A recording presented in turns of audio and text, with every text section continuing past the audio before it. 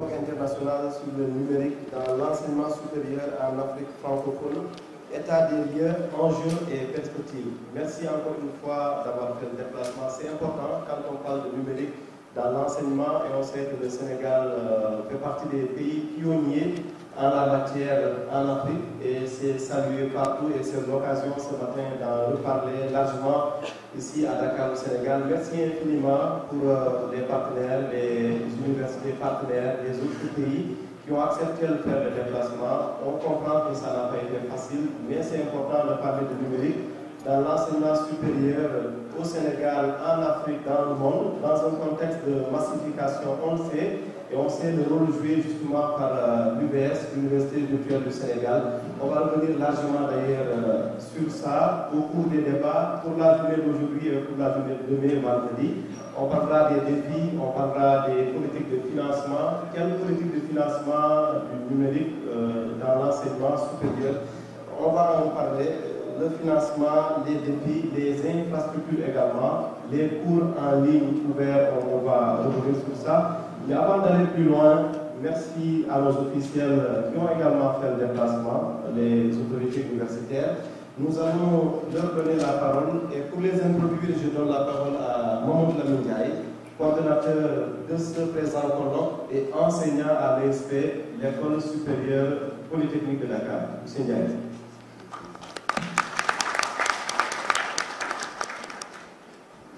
Merci beaucoup. Je tiens d'abord à remercier tout le public ici présent pour votre participation à cette première édition du NUMED. Ce colloque sur le numérique éducatif est une grande première et bien à son heure. C'est une initiative du RECIF, le réseau d'excellence pour les sciences de l'ingénieur de la francophonie.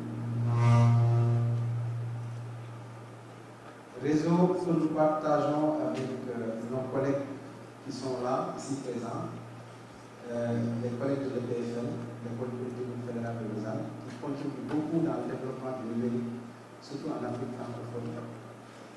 Nous remercions également les partenaires de l'INPHD de Yamoussoukro, de l'INP-NPY de Yaoundé, l'École nationale polytechnique de Yaoundé. Et nous remercions également tous ceux qui contribuent, nos partenaires, sponsors qui ont permis cette manifestation. Donc nous allons remettre la parole au ministre Baïtomian pour la suite de cette manifestation. Merci. Bonjour tout le monde. Et puis, Deweneti Ndoule Moumoui. Alors, je donne la parole, je pense que c'est lui qui va faire l'accueil, au professeur Papa Alioune Sandiaï, directeur de l'école supérieure polytechnique de l'UCAT.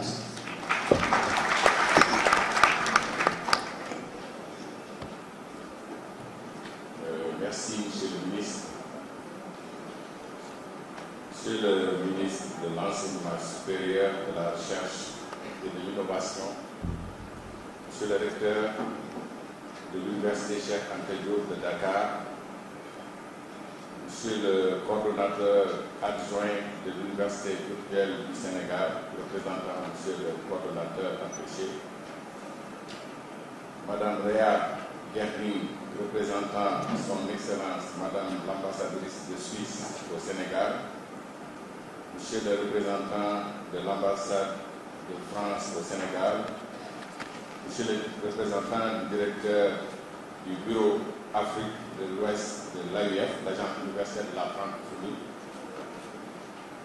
Monsieur Dimitrios Noukakis, coordonnateur du projet MOOCs for Africa, Monsieur le directeur des études de l'École supérieure polytechnique, Monsieur le chef de service administratif de l'École supérieure polytechnique, Messieurs les chefs de département, Mesdames, Messieurs les enseignants-chercheurs, Monsieur le responsable du service recherche coopération de l'École supérieure polytechnique, coordonnateur local de ce colloque, Mesdames, Messieurs les membres du personnel administratif, technique et de service, chers collègues, chers invités, chers participants, chers partenaires, et je n'oublie pas dans ces salutations de nos collègues qui viennent donc de Yaoundé et de Côte d'Ivoire, enfin de Cameroun et de Côte d'Ivoire, chers étudiants,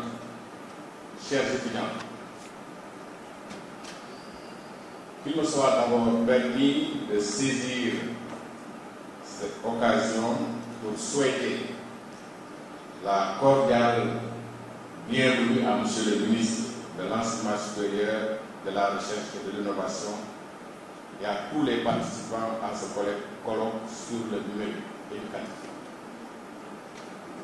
Nous sommes heureux de vous accueillir aujourd'hui à l'Université Cheikh Anta Diop de Dakar pour magnifier cette collaboration entre l'École polytechnique fédérale de Lausanne, l'École supérieure polytechnique, l'Université virtuelle du Sénégal et les universités sénégalaises, et ceci en faveur de l'économie numérique et de l'innovation. Chers invités, en 2013, l'École polytechnique fédérale de Lausanne a initié MOOCs Afrique, qui est devenu aujourd'hui MOOCs for Development, un programme visant à promouvoir l'intégration du numérique éducatif dans l'enseignement supérieur, surtout en Afrique subsaharienne. L'École supérieure polytechnique, partenaire de l'École polytechnique fédérale de Lausanne, dans le cadre du réseau d'excellence des sciences de l'ingénieur de la francophonie, le RECIF, a été choisi pour abriter un centre de compétences MOOC à vocation nationale et sous-régionale. Dans le cadre de ce programme, l'École polytechnique fédérale de Lausanne a accompagné l'ESP dans la formation des enseignants à la création de MOOC et à leur utilisation dans les enseignements dispensés sur place puis dans la formation des techniciens et aussi à la mise en place d'une infrastructure permettant la création de MOOC et d'autres ressources numériques. Un local au sein de l'École supérieure polytechnique a été aménagé en studio d'enregistrement des vidéos de haute qualité. L'achat du matériel audiovisuel et informatique a été financé par des contributions de l'École supérieure polytechnique et de l'École polytechnique fédérale de Lausanne.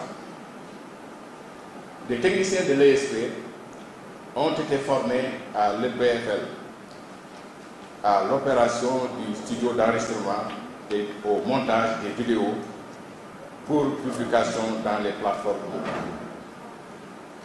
Le premier MOOC conçu, produit et diffusé 100% en Afrique pour être enregistré au studio de l'ESP dans les mois à venir. Ce colloque donc sur le numérique dans l'enseignement supérieur en Afrique, état des lieux, enjeux et perspectives, vient en son heure.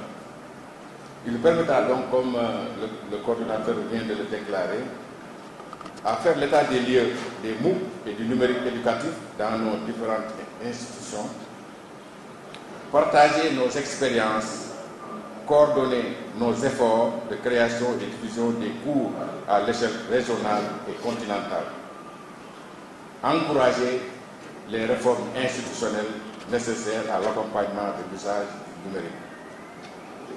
Monsieur le ministre de l'Enseignement supérieur, de la Recherche et de l'Innovation, en ce qui nous concerne, nous sommes engagés à l'ESP, à côté des partenaires, à développer le nouveau dispositif mis en place et qui vient renforcer nos compétences, les compétences de nos étudiants, je devrais dire, dans l'innovation et dans le développement des projets adaptés à notre contexte. Je voudrais, à l'entame de mon propos, et au nom de M. le coordonnateur de l'Université virtuelle du Sénégal, le professeur Moussa Lo, absent de Dakar, exprimer un sentiment de fierté de voir notre si jeune institution, l'Université virtuelle du Sénégal, être partie prenante dans l'organisation de ce colloque dédié au numérique éducatif. J'en suis également convaincu. Cette première édition du NUMED marque le point de départ d'une longue série de rendez-vous scientifiques consacrés au numérique éducatif. Qu'il me soit donc permis d'adresser mes chaleureuses félicitations à nos partenaires du NUMED 2018. En l'occurrence, l'Université Cheikh Anta Diop de Dakar, l'École supérieure polytechnique et l'École polytechnique fédérale de Lausanne, représentée ici par le directeur du programme MOOCs for Development de l'EPFL. Le pari était donc loin d'être gagné lorsque l'idée d'organiser ce colloque a surgi. Mais grâce à l'implication et l'engagement de tous, nous y sommes. Le NUMED est devenu réalité. Éduquer ou périr, proclamait l'UNESCO dans un rapport qui a connu un grand succès médiatique il y a près de 2 décennies. Aujourd'hui, c'est de se muer ou périr qu'il est question. Un tsunami s'apprête en effet à déferler sur nos écoles, nos universités.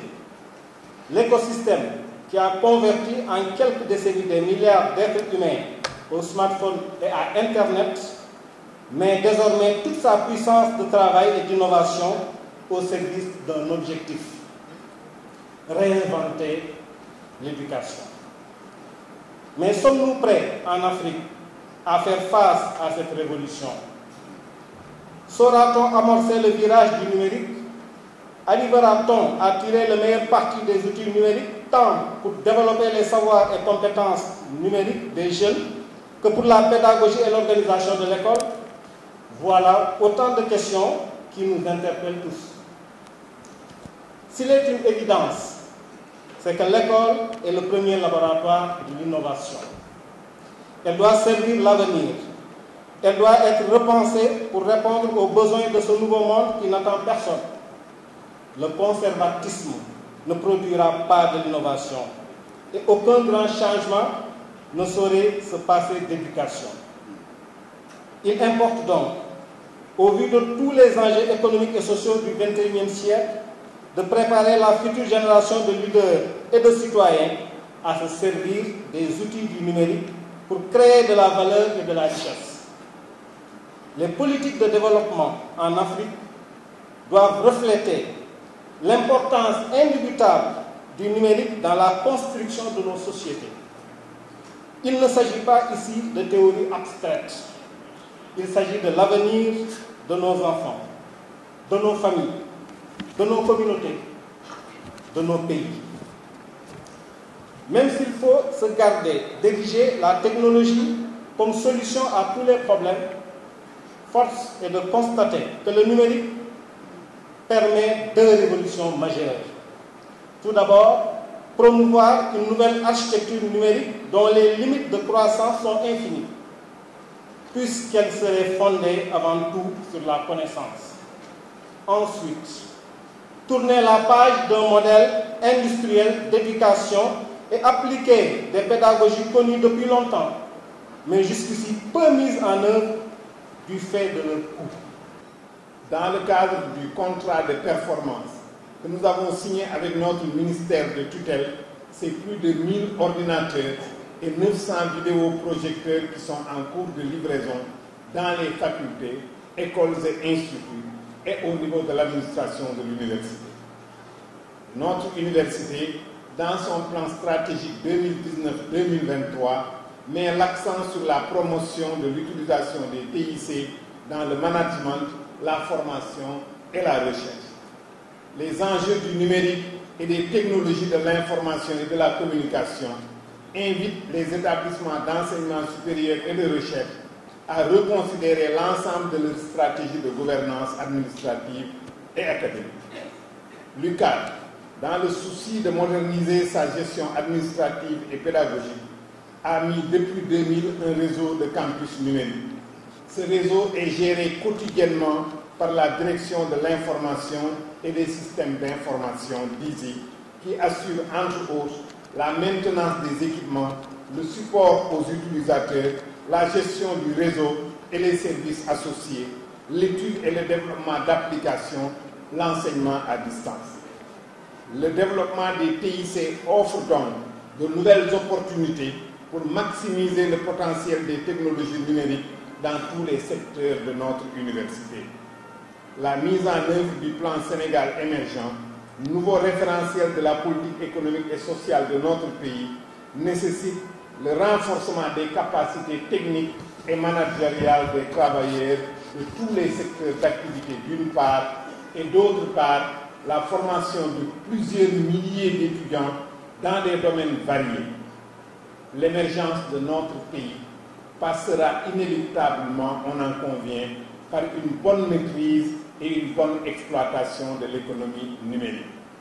Permettez-moi, Monsieur le ministre, de saluer les performances des étudiants de l'École supérieure polytechnique, accompagnés par leurs enseignants et par l'administration de leur établissement, et surtout magnifier la victoire remportée par l'équipe mixte UCAD-UASZ, que je félicite très chaleureusement, tel que indiqué tout à l'heure par le directeur de l'École polytechnique supérieure de Dakar.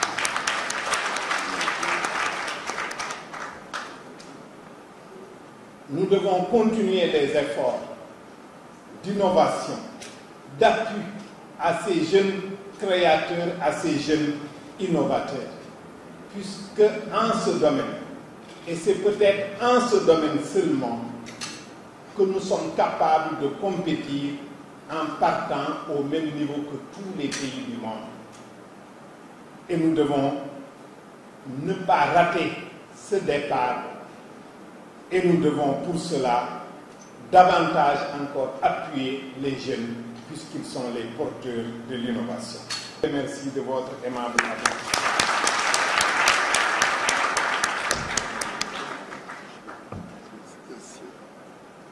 Monsieur le recteur, merci. Et vous m'avez rappelé un engagement que j'ai pris à l'ESP.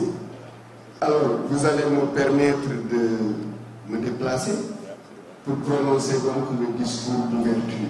Merci.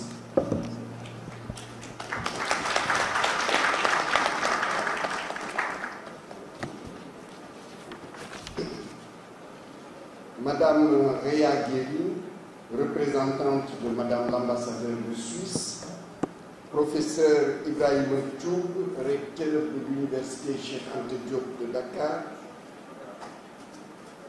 Monsieur Ousmane Nébé Diop, coordonnateur adjoint de l'Université virtuelle du Sénégal,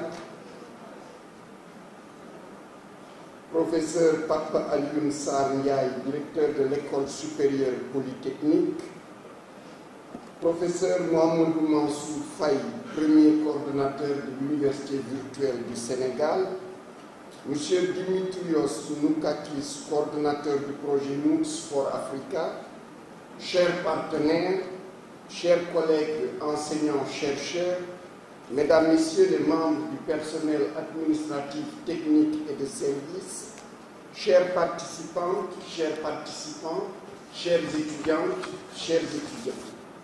Il y a de cela 2 mois, le 17 avril 2018, nous nous étions réunis à l'École supérieure polytechnique pour inaugurer un centre technopédagogique de dernière génération destiné à promouvoir l'utilisation du numérique dans l'enseignement.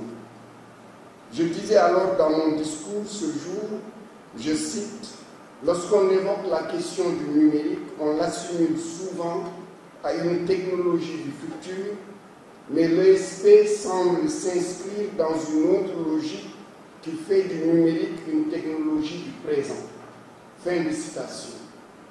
Aujourd'hui encore, comme s'il en était besoin, l'ESP vient de prouver son ancrage et sa volonté de mettre en pratique une recommandation majeure du Conseil présidentiel sur l'enseignement supérieur et la recherche tenue le 14 août 2013 à l'issue de la concertation nationale sur l'avenir de l'enseignement supérieur.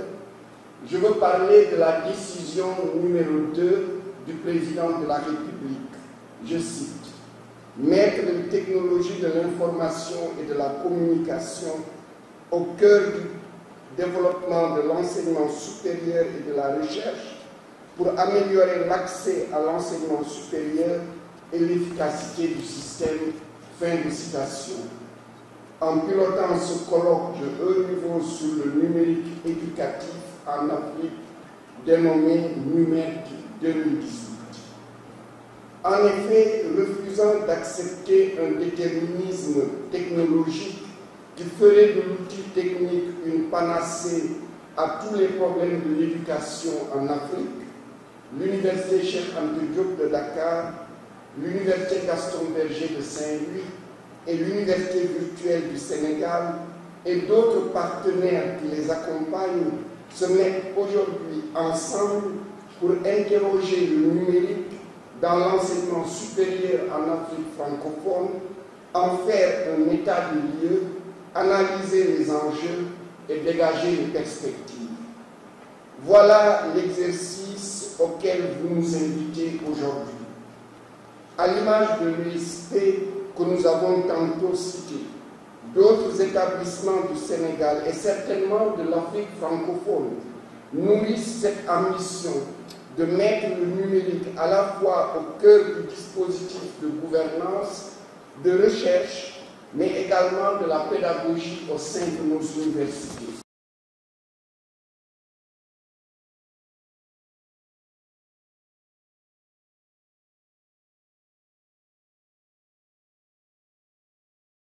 Je voulais tout d'abord remercier les organisateurs d'avoir fait tout ce travail.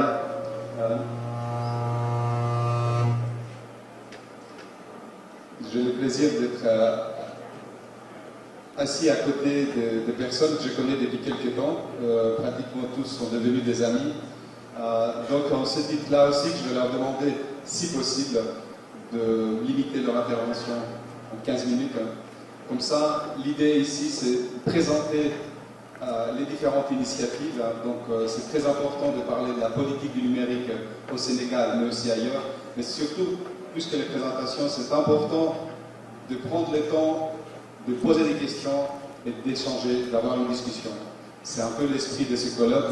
Donc, dans ce sens-là, je demanderai sans autre demanderai à Alpha Dia de prendre la parole de l'Université virtuelle du Sénégal et puis de procéder à sa présentation. Merci. Ce sera vraiment un retour d'expérience.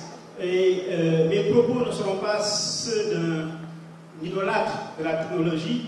Je suis arrivé au numérique presque par effraction, et donc mes propos seront davantage ceux d'un converti, quelqu'un qui, par la pratique, a expérimenté le numérique et en a acquis une conviction. Et je vais également essayer de faire le lien par rapport aux défis importants qui interpellent les systèmes éducatifs sur le continent africain. Ces défis, nous le savons tous, sont de 3 niveaux. Ils sont pédagogiques, ils sont financiers et ils sont aussi technologiques. Et donc, on va essayer de voir justement comment l'expérience de l'UVS permet d'apporter quelques solutions, quelques pistes par rapport à ces défis qui interpellent nos systèmes éducatifs sur le continent africain. L'UVS, en quelques chiffres, juste deux graphiques. Le premier nous montre un peu l'évolution des effectifs. 915% de croissance en 5 ans, donc c'est vraiment une croissance exponentielle. Et comparativement aux ressources que cela a nécessité, évidemment, on voit que l'accroissement des ressources a été beaucoup moins importante que celle des effectifs, et c'est un point sur lequel je reviendrai tout à l'heure. Deuxième graphique, c'est par rapport à l'évolution du taux de réussite. C'est quelque chose que nous surveillons comme de l'huile sur le feu, parce qu'au fond, nous savons qu'en tant qu'université, notre mission première, c'est d'abord d'accompagner nos étudiants afin qu'ils réussissent. Et évidemment, on voit que nous avons des taux de réussite qui évoluent au fil des années, mais on voit qu'il y a une tendance à la hausse. Autrement dit, plus les étudiants sont dans le système, plus évidemment cela impacte sur le taux de réussite.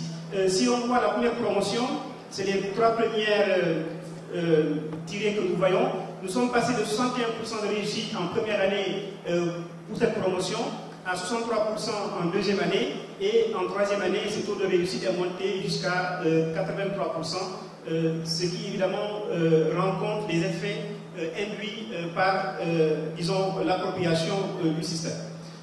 Donc, à mon avis, ces deux graphiques nous permettent un peu de retracer le contexte d'évolution de l'UVS.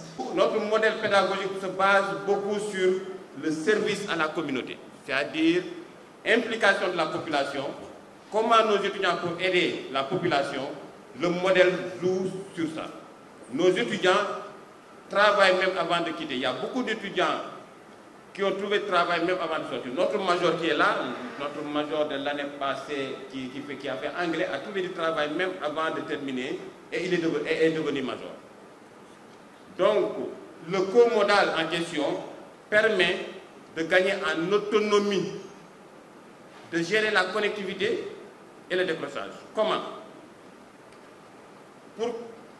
Parce qu'au premier semestre de la première année, on va demander à nos étudiants de venir en salle de classe, comme ça, et puis le cours du professeur est enregistré à l'avance par le professeur sous format vidéo. Ce sont des vidéos de 12 minutes. Il y a un moniteur qui va accompagner les étudiants en projetant les vidéos de 12 minutes et laisser les étudiants interagir avec un tuteur ou l'enseignant qui se trouve à distance. Donc ça reste de l'enseignement à distance, mais on regroupe les étudiants en présentiel pour leur permettre de se familiariser au niveau de nos œuvres. Mais tout se passe à distance. Nos 733 tuteurs sont dispersés partout dans le monde. Ce qui nous fait, en 15 semaines, on forme nos étudiants au premier semestre à 100% à distance, mais après. Rapidement le contexte. En 2005-2006, c'était encore le paradis. Il n'y avait que 15 000 bacheliers. L'UQAM ne comptait que 42 000 étudiants. La FST 5 400. Et la section dont je vais parler, mathématiques, physique, première année, ne comptait que 350 étudiants et le LND n'était pas encore appliqué. Cette année, puisque j'ai repris ce cours à mon retour de l'UVS. Le nombre de bacheliers d'ailleurs a légèrement diminué, ils sont 46 000. L'UCAD, c'est 85 000. La FST, les effectifs ont été multipliés par 2,5 fois. Il y a 600 étudiants en L1 MPI et nous avons le système LFD qui fonctionne. Et le patrimoine bâti, les salles de TD, les salles de cours n'ont pas bougé. Donc vous voyez un peu la situation. Donc, en quoi une démarche peut-elle essayer d'apporter un certain nombre de solutions? La solution que je pouvais trouver à mon niveau, c'était d'apporter des réponses pédagogiques. C'était d'amener mes étudiants à s'approprier une pédagogie inversée, on en parlera, à prolonger le cours présentiel, à encourager la formation par les pairs, les étudiants entre eux, à stimuler l'auto-évaluation, à encourager les étudiants à s'auto-évoluer, à cultiver la culture de l'autonomie, savoir se débrouiller, à ouvrir le cours sur le monde, c'est-à-dire montrer que ce cours, il est dans un champ de réalisation concrète, de démystifier l'usage des TIC, d'impliquer les étudiants dans des projets pédagogiques dans lesquels ils ont souvent été mis à l'écart, alors que ce n'est pas possible. Et enfin, ça c'est une des grandes déficiences de notre système pédagogique, de renforcer la collaboration et la coordination au sein de l'équipe pédagogique, c'est-à-dire entre l'enseignant qui gère le cours et les enseignants qui le soutiennent dans les travaux de génie.